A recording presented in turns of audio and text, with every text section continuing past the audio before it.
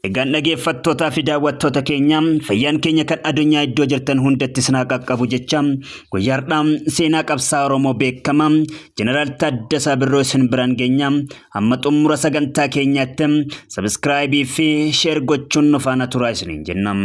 Taaddasaa Birruu Jeneraal Taaddasaa Birruu godina Shawaa Kaabaa yookiin Salaalee aanaa hidhaa bu'aa bootee ganda Siree Murusee jedhamutti abbaa isaa obbo Birruu kennee fi haadha isaa adde Bontuu Waqjirarraa bara 1914 addunyaa kanaaf kenname. Bifti isaa magaala ifaa yoo ta'u nama dheeraa fi dhaabbata qajeelaa qabu ture. Jeneraal Taaddasaan nama tasgabbaa ta'uyyuu malee dandeettii dubbatee nama amansiisuu adda ta'e qaba ture.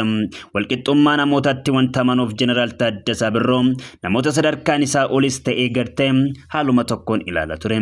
Jeneraal Taaddasaa Birruu ilma qonnaan bulaa yoo ta'u osuma barnoota isaa barachaa jiru bara 1928 mootummaan Abbaa Irree Xaaliyaan biyya keenya weerare. Abbaan Taaddasaa obbo Birruu kennee jaalala biyya isaaf qaburraa kan ka'e weerara Xaaliyaanii fashaleessee birmadummaa biyyaa kabachiisuuf gootota biroo waliin bosona lixe. Loltuu cimaa kan ture obbo Birruu kennee erga loltoota diinaatiin yeroo dheeraaf wal waraanaa tureen booda aara gaazexummaa loltoota Xaaliyaaniitiin dhukeen gubachuun lubbuun isaa wareegame. Haati Taaddasaa osuma gadda ulfaataa du'a abbaa warraa ishee kanaan jirtu isheenis yeroo gabaabaa booda du'aan addunyaa kanarratti boqotte.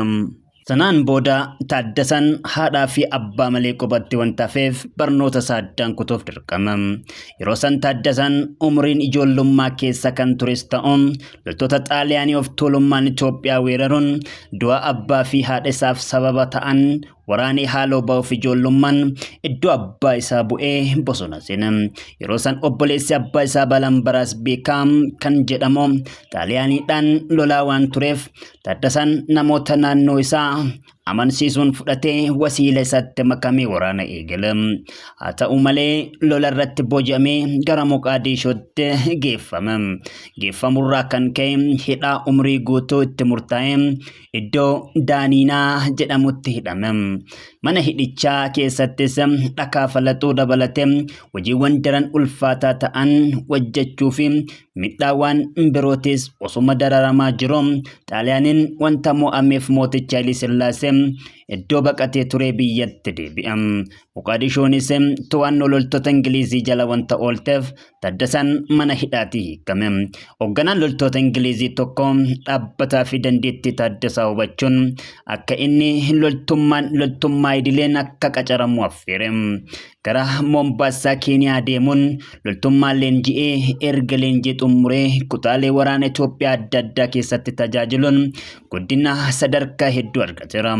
Bara 1934 gara mana barnootaa saayinsii waraanaa Walotaa Gannat seenee barnoota saayinsii waraanaa baratee erga barnoota isaa sadarkaa olaanaan xumuree booda bara 1937 manuma barumsaa kanatti leenjisaa ta'ee ramadamuun tajaajilaa ture.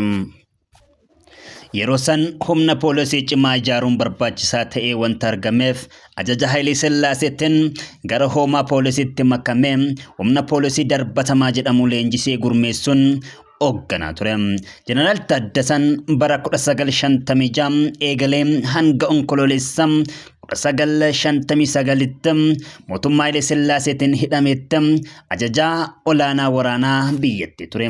Taaddasaan bara 1955 muudama jeneraalummaa kan argate yommuu ta'u ciminni hojii isaatiinis badhaasota kanneen akka Nishaanii Milliik Lammaffaa, Nishaanii Qondaala Loltummaa Milliik Lammaffaa, Nishaanii Mormaa, Nishaanii Haayile Sillaasee Tokkoffaa, Nishaanii Tajaajila Waggaa 15 akkasuma biyya alatti amma hoogganaa biyya Yuugozilaaviyaa kan turan Maarshaal Tiitoorraa Nishaanii badhaafameera. Jeneraal Taaddasaan dandeettii saayinsii waraanaa ol aanaa waan qabuuf hooggantoota qabsoo bilisummaa biyyoota Afrikaa akka leenjisuuf Haile Sillaaseedhaan dirqamni itti laatamee ture. Namoota biyya alaa inni leenjise keessaa inni tokko qabsaa bilisummaa beekamaa kan ta'e pirezidaantii Afrikaa Kibbaa duraanii Nelson Mandela ture. Nelson Mandelaanis gargaarsa Jeneraal Taaddasaa hin irraanfanne.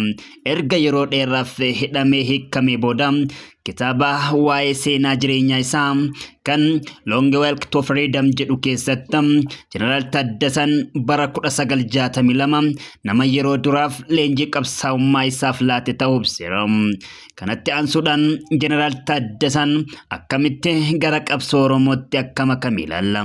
Egaan dhaggeeffattootaa fi daawwattoota keenya Videoon keenya yoo isinitti tole subscribe fi share gochuun nu deeggaraa isiniin jenna. Seenaa Jeneraal Taaddasaa Birruu video itti aanutti bal'inaan kan waliin ilaallu ta'a. Galatoomaa waraabulaa deebanaa isiniin jenna.